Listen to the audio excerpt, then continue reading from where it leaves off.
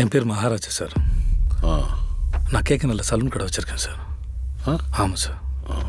வீடு பள்ளிக்கரணம் பாரத நகரில் இருக்குது சார். நேற்று நைட்டு ஒரு 10 மணி இருக்கும். நான் கடையை மூடிட்டு வீட்டுக்கு வந்தேன்.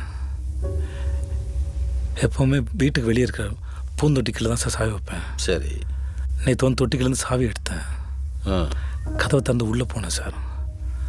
ஹாலுக்கு வந்து லைட்டை போட்டேன் சார். அப்புறம் தோல்லேருந்து பேக் கழட்டி வச்சேன் சார்.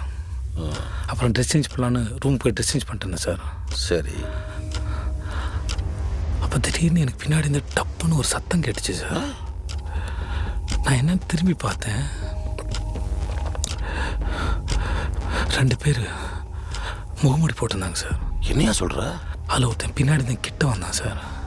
நான் யார் நீங்கன்னு கத்துனேன்.